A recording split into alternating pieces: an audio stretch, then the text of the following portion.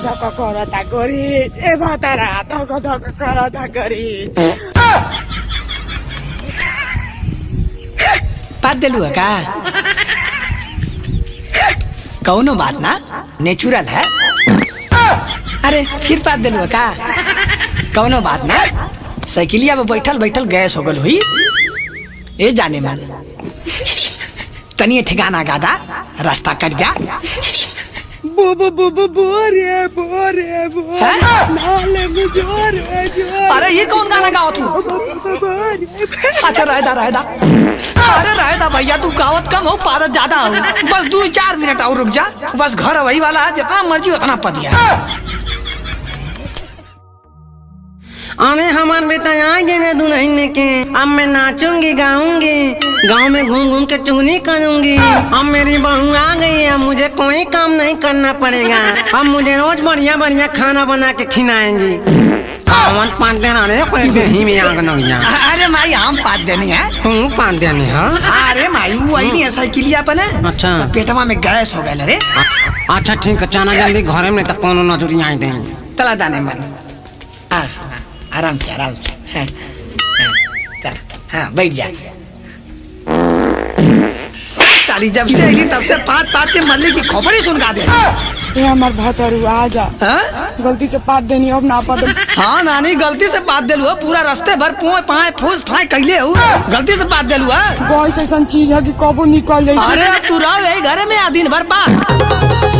अरे ऐसे जनी जाए मोरे राजा हो, लुटीला जवनिया के माजा हो। अब ना पात हे ऐसे जनी जाए मोरे राजा हो, लुटीला जवनिया के माजा हो।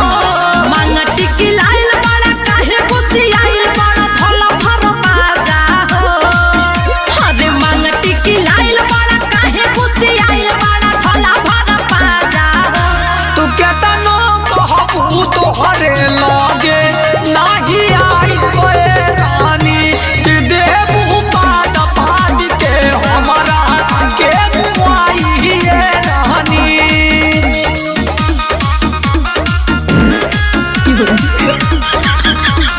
अब ना पात।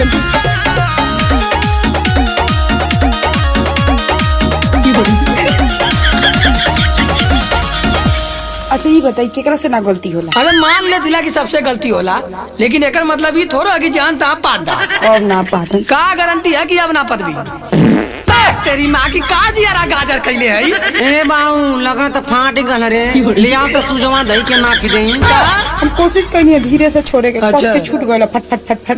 भाई रे हाँ तो अब जो पाद है और छोड़े में हम जात हिला। यही से कहनी हमरा के पोपिया मत खिए। हाँ अब हमारी गलती ना, खाए के दाएं तो गजर गजर ढकेले ले चल जाइए। अब ना पात।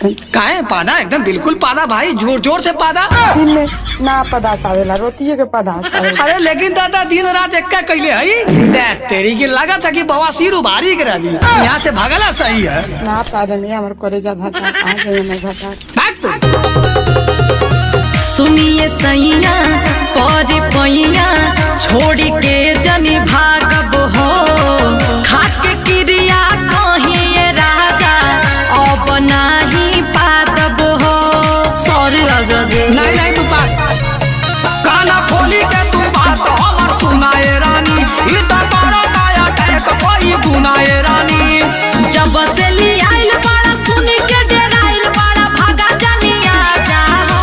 कि जब ले ही तारे तू छोड़ा दू तब ले आई बना रानी। कि हमारो से अच्छा बहरे हम बिताई बे रानी।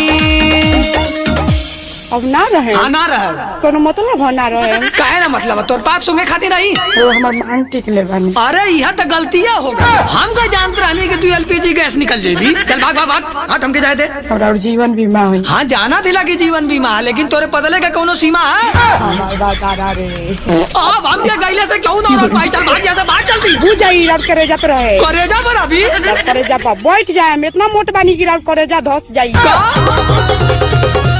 तनी तनी बात पर तू मेहरी पगुसियाला हो। करा जी भर प्यार करे जा, फिर से मूड बनाला हो।